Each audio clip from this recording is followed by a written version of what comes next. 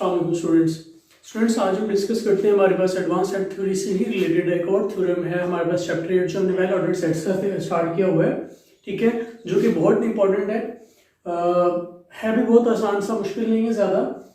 Paper point of view से ये question बहुत ज़्यादा इंपॉर्टेंट है। तो इसमें वो कहता है कि let A and B be well ordered sets. हमारे पास ए और बी क्या है, कोई भी वेल ऑर्डर्ड सेट्स हैं।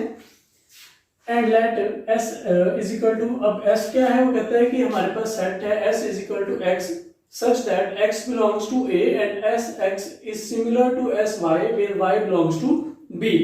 ठीक है, कि हमारे पास वो कहता है कि S एक ऐसा सेट है जिसमें A के ऐसे मेंबर्स हैं जो जिनका इनिशियल सेगमेंट क्या है, किसी y के किसी एलिमेंट के इनिशियल सेगमेंट के सिमिलर है। ठीक है, दोबारा से सुन ले, इसमें क्या कहता है कि ये डेफिनेशन में क्या कह रहा है बेसिकली S में कि S के अंदर x के अंदर A के ऐसे मेंबर्स हैं जो Y के जिनका इनिशियल सेगमेंट किसी B के किसी इनिशियल सेगमेंट के सिमिलर है।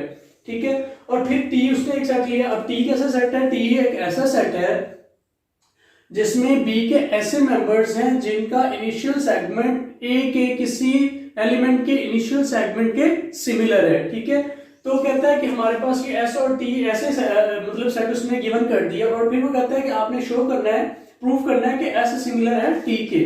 ठीक है, कि S में बेसिकली क्या है, S के अंदर A के ऐसे मेंबर्स हैं जिनका इनिशियल सेगमेंट सेट B के किसी एलिमेंट के इनिशियल सेगमेंट के सिमिलर है, और Y के अंदर T के अंदर ऐसे B के मेंबर्स शामिल हैं। ठीक है, जो जिनका जो इनिशियल सेगमेंट है वो क्या है कि सेट A के किसी इनिशियल सेगमेंट के सिमिलर है। ठीक है, और हमने फिर प्रूफ करना है कि S और T बेसिकली आपस में क्या है, सिमिलर हैं।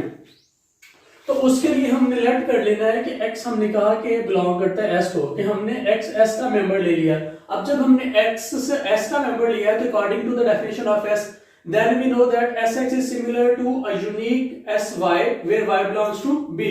कि हमारे पास एक Y है, यूनिक Y है जो क्या कर रहा है, B को बिलोंग करता है, तो Sx उसके क्या है, सिमिलर है। अब सिमिलर होने का मतलब क्या है कि इन दोनों के दरमियान में एक हमारे पास order preserving bijective mapping exist कर रही है। Then we know that Sx is similar to a unique Sy where y belongs to B according to ये डेफिनेशन को ही हमने यूज किया यहां तक।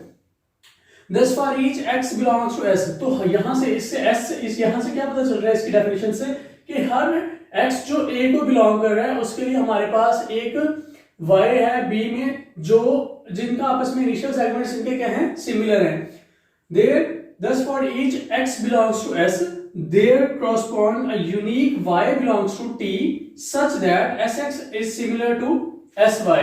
ठीक है, कि हर x के लिए जो S को बिलोंग कर रहा है उसके क्रॉसपोंड हमारे पास y, एक T का ऐसा मेंबर y है, ठीक है, जिनके इनिशियल सेगमेंट्स क्या है, आपस में सिमिलर हैं। डेफिनेशन से बता रही है बेसिकली, यहाँ डेफिनेशन से ही पता चल रहा है, जो सेट डिफाइंड है वहीं से हमें क्लियर हो रहा है कि हर x के लिए, हर x जो A को बिलोंग कर S को बिलोंग कर रहा है उसके लिए हमारे पास एक y है जो T को बिलोंग कर रहा है, जिनके इनिशियल सेगमेंट्स आपस में क्या है, सिमिलर है। Okay, and vice versa. ठीक है, और इसी तरह से उलट इसका जो है। अच्छा, अब वो कहता है कि hence the function, अगर हम यहां से अब f s से t पे एक फंक्शन डिफाइन करते हैं, defined by f of x is equal to f of y। ठीक है, हमने क्या किया, f s से t पे एक फंक्शन डिफाइन किया। किस तरह से डिफाइन किया कि f of x f of y के इक्वल होगा अगर s x से सिमिलर है x s y के। कि अगर हमारे पास ये जो हमने इस फंक्शन को इस तरह से डिफाइन करना है कि अगर ये चीज है तो ये आपस में इक्वल है। ठीक है, कि f of x इसके इक्वल होगा, y के इक्वल होगा। हम दोबारा सुन लें कि क्या कर रहे हैं, हमने बेसिकली ये चीज प्रूफ करनी है ना कि s is similar to t। तो उसके लिए हमें क्या करना होगा, इन दोनों के दरमियान एक मैपिंग चाहिए होगी जो बाइजेक्टिव भी हो और ऑर्डर को प्रिजर्व भी कर रही हो। तो हमने किस तरह की मैपिंग डिफाइन की कि हमने कहा कि f of x इक्वल है f of y के if Sx is similar to Sy। यहीं से क्लियर हो रहा है कि ये जो मेंबर है, ये मैपिंग हमने ये जो डिफाइन किया है ये बेसिकली सेट की डेफिनेशन को यूज करते हुए किया है कि x किसका मेंबर है, S का मेंबर है, तो Sx किसके सिमिलर होगा, जब x S का मेंबर है तो x x के अगर इस S का मेंबर है तो फिर ये कंडीशन हमारे पास क्या करेगी, होल्ड करेगी। ठीक है, तो ये हमने जो फंक्शन ड्रा किया ये क्लियरली बाइजेक्टिव है। अब बाइजेक्टिव किस तरह से है देखें कि हमने यहां पे क्या कहा, दोबारा से देखिए, यहां से हमने क्या कहा कि 10 for each x belongs to S, there correspond a unique y belongs to T such that this is similar to this, कि हर x के लिए जो x को S को बिलोंग कर रहा है, एक y एग्जिस्ट कर रहा है T में, जो हमारे पास क्या है कि यूनिक है और उनके दरमियान ये रिलेशन है। अब देखें, दो चीजें यहां से क्लियर हो रही हैं। जो दोनों डेफिनेशंस हैं, बेसिकली बाइजेक्टिव डेफिनेशन, ये जो हमने बाइजेक्टिव का है, ये यहीं से स्टेप से क्लियर हो रहा है कि हमने कहा हर y के लिए या हर x के लिए जो s को बिलोंग करता है, y में एक उसका जो है करस्पॉन्ड एलिमेंट हमें मिल रहा है। ठीक है, कि 10 for each x belongs to s, there correspond a unique y belongs to t such that sx similar to sy, कि इसके हर एलिमेंट के लिए इसमें है और इसके हर एलिमेंट, आगे लिखा हमने वाइस वर्सा, कि इसके हर एलिमेंट के लिए इधर एक एलिमेंट है जो ये रिलेशन होल्ड कर रहा है। अब दूसरी बात, ये तो हो गया ऑन टू के लिए, कि ऑन टू की कंडीशन यही होती है ना कि हर इस एलिमेंट के लिए हमारे पास इधर एक एलिमेंट होना चाहिए और हर इधर के एलिमेंट के लिए हमारे पास इधर एक एलिमेंट होना चाहिए। ये तो ऑन टू की कंडीशन हो गई। अब आते हैं हमारे 1-1 की कंडीशन की तरफ, कि 1-1 की कंडीशन क्या होती है। हम ये कहते होते हैं 1-1 के लिए कि हर इधर से जो एलिमेंट है उसका जब इधर हमारे पास इमेज आ रहा है तो वो यूनिक होना चाहिए। तो यहां पे उसने यही कहा कि 10 for each s belongs to x, there correspond a unique, तो उसने यूनिक का भी वर्ड यूज कर लिया कि हर x के लिए इधर एक यूनिक हमारे पास एलिमेंट आ रहा है, ठीक है, और इधर हर y के लिए इधर हमारे पास एक यूनिक एलिमेंट आ रहा है जो ये कंडीशन को सेटिस्फाई कर रहा है। तो हमारी जो मैपिंग है जो हमने इस तरह से डिफाइन की है s से t की तरफ, वो हमारे पास क्या है, क्लियरली बाइजेक्टिव है। अब हम सिर्फ ये चीज प्रूव करेंगे कि हमारी ये जो मैपिंग है ये ऑर्डर को प्रिजर्व कर रही है। अगर ऑर्डर को प्रिजर्व कर रही है तो हमारा थ्योरम क्या हो गया, प्रूफ हो गया। तो लेट कर लेते हैं x और x प्राइम जो है s के मेंबर्स हैं। ठीक है, हमने क्या लेट किया कि x और s प्राइम क्या है, x प्राइम क्या है, s के मेंबर्स हैं। तो लाजमी तौर पे हमारे पास हमने कहा कि ये इसके मेंबर्स हैं, तो f ऑफ x y के इक्वल होगा और f प्राइम ऑफ x जो है वो हमारे पास किसके इक्वल होगा, y प्राइम के इक्वल होगा। ये यहां से देखें कि ये चीज हमने यूज की है कि f ऑफ x हमने कहा y के इक्वल होगा, तो f ऑफ x y के इक्वल और f prime of x y prime के इक्वल होगा। And x strictly succeeds x, x prime strictly succeeds x, और हमने ये भी कह दिया कि x प्राइम जो है वो x को स्ट्रिक्टली सक्सीड कर रहा है। ठीक है जी, अब ये हमने लिए s के मेंबर्स। हमने कहा कि ये दो मेंबर्स s के हैं, इनके दरमियान हमने कहा ये रिलेशन है। अब अगर हम ये रिलेशन शो कर दें कि ऑर्डर प्रिजर्विंग की, ये मतलब होता है कि अगर डोमेन के एलिमेंट्स के दरमियान जो रिलेशन है वही रेंज के एलिमेंट्स के दरमियान आ जाए तो हम कहते हैं कि ऑर्डर हमारा प्रिजर्व रह रहा है। ठीक है, अब हमने बेसिकली ये शो करवाना है कि अगर x स्ट्रिक्टली प्रोसीड करता है x को, x प्राइम जो स्ट्रिक्टली प्रोसीड करता है x को, तो अगर y स्ट्रिक्टली प्रोसीड कर जाता है, y प्राइम स्ट्रिक्टली प्रोसीड कर जाता है y को, तो हमारा जो ऑर्डर है वो प्रिजर्व हो रहा है। ठीक है, ये प्रूफ हो जाएगा। तो हमने बेसिकली अब यही चीज शो करवानी है कि अगर हमारे पास ये चीज है और हम ये चीज शो करवा देते हैं, देन थ्योरम इज प्रूव्ड, तो हमारा थ्योरम क्या हो जाएगा, प्रूव्ड हो जाएगा। क्योंकि देखें, हमने जब प्रिजर्व ऑर्डर की डेफिनेशन पढ़ी थी तो हमने कहा था x strictly proceeds x prime if and only if f of x prime strictly proceeds f of y। ठीक है, सॉरी f ऑफ x। जब हमने डेफिनेशन को ऑर्डर प्रिजर्विंग की डेफिनेशन को डिस्कस किया था तो हमने उसकी डेफिनेशन में ये चीज कही थी। अब f of x prime basically क्या है, y प्राइम है, और ये हमारे पास क्या है, y है। ठीक है, तो यही डेफिनेशन को हमने क्या करवाना है, अब यही कंडीशन को हमने यहाँ पे पूरा करवाना है, तो हमारा थ्योरम क्या हो जाता है, प्रूफ हो जाता है। ओके जी, then the theorem is proved, ये थ्योरम हमारा क्या होगा, प्रूव्ड होगा। अब हमने ये चीज शो करवानी है, तो इसके लिए देखिए हमने यहाँ पे ये कहा कि ये क्या है, सिमिलैरिटी मैपिंग है इन दोनों के दरमियान। सिमिलैरिटी मैपिंग मतलब ये एक दूसरे के क्या है, सिमिलर है। सिमिलर होने का मतलब ये है कि इनके दरमियान एक बाइजेक्टिव मैपिंग है, तो वही हम डिफाइन कर रहे हैं। Let sx to sy be a similarity mapping of sx into sy, जिसको हमने कहा कि ये किसके इक्वल होगा, फिर f of x के इक्वल होगा। कि यहां से मैपिंग ड्रा कर रहे हैं ना, तो हमने कहा मैपिंग ड्रा कर रहे नहीं है, ये मैपिंग हमारे पास है, क्योंकि ये हमने क्या कहा कि ये सिमिलैरिटी मैपिंग है, क्योंकि हमने ये कहा कि ये आपस में सिमिलर है, तो इनके दरमियान जो एक मैपिंग है जिसको हमने डिफाइन किया हुआ है इस तरह से। ओके, देन अब देखिए हमारे पास ये एक मैपिंग है जो कि क्या है, सिमिलैरिटी मैपिंग है, ठीक है। ये हमारे पास क्या है, एक सिमिलैरिटी मैपिंग है। अब जब भी हमारे पास कोई सिमिलैरिटी मैपिंग होती है तो उस सिमिलैरिटी मैपिंग जो होती है, अगर हम उसकी रिस्ट्रिक्शन लेते हैं तो रिस्ट्रिक्शन भी हमारे पास क्या आती है, सिमिलैरिटी ही आती है। जैसे कि हमने रियल एनालिसिस में पढ़ा हुआ है कि हमारे पास अगर एक ए सेट है एक्स वाई और सी और एक बी सेट है 1 2 3, ठीक है। हमने कहा इनके दरमियान एक मैपिंग एफ है जो हमारे पास क्या है, बाइजेक्टिव है।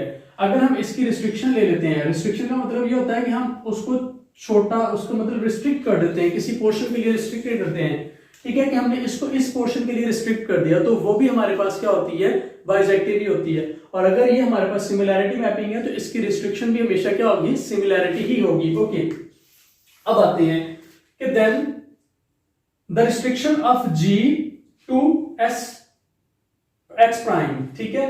कि देखें अब हमारे पास ये x है, ये x प्राइम है, तो x प्राइम पे बेसिकली क्या है, पीछे है, मतलब x प्राइम जो है एस एक्स के अंदर आ रहा है, ठीक है। कि एस एक्स प्राइम बेसिकली क्या है, एस एक्स का मेंबर है। कि देखिए ना, अगर मैं इसके एस एक्स ले लेता हूं, एस एक्स प्राइम ले लेता हूं, ठीक है, तो एस एक्स प्राइम मेरे पास ये सेट होगा, तो एस एक्स प्राइम जो है वो किसको बिलोंग कर रहा है, एस एक्स को बिलोंग कर रहा है, ठीक है। तो ये चीज है कि then the restriction of G to S x prime is a similarity mapping of S x prime into an initial segment G S x of B। कि फिर ये क्या है कि हमारे पास इसकी रिस्ट्रिक्शन जो ली है, ये बेसिकली इसके मेंबर्स हैं, ये Y के हैं, ठीक है, B के मेंबर्स हैं ना। तो अब वो कहता है कि जो हमने इसकी रिस्ट्रिक्शन ली है तो वो भी हमारे पास क्या होगी, सिमिलैरिटी होगी, ठीक है। बट वी नो दैट, अब हमारे पास एक थ्योरम है। अब थ्योरम वो क्या है कि we know that there is a unique similarity mapping of S x prime into B, ठीक है। कि अगर हमारा कोई इनिशियल सेगमेंट, हमने कल कहा था, हमारा जो हमने थ्योरम डिस्कस किए थे, हमने एक थ्योरम ये भी डिस्कस किया है पीछे, कि अगर आपके पास ए और बी कोई वेल ऑर्डर्ड सेट हैं, तो सेट ए का कोई आपने इनिशियल सेगमेंट लिया, वेल ऑर्डर्ड सेट जो ए है उसका कोई इनिशियल सेगमेंट लिया, तो उसका वो इनिशियल सेगमेंट जो है सेट बी के किसी इनिशियल सेगमेंट, ठीक है, किसी एक इनिशियल सेगमेंट के हमेशा सिमिलर होगा, और वो जो सेगमेंट है वो हमेशा क्या होगा, यूनिक होगा। तो यही बात वो ये कह रहा है कि हमने यहां पे तो कह दिया कि ये जो है सेट बी के किसी इनिशियल सेगमेंट के इक्वल है, ठीक है।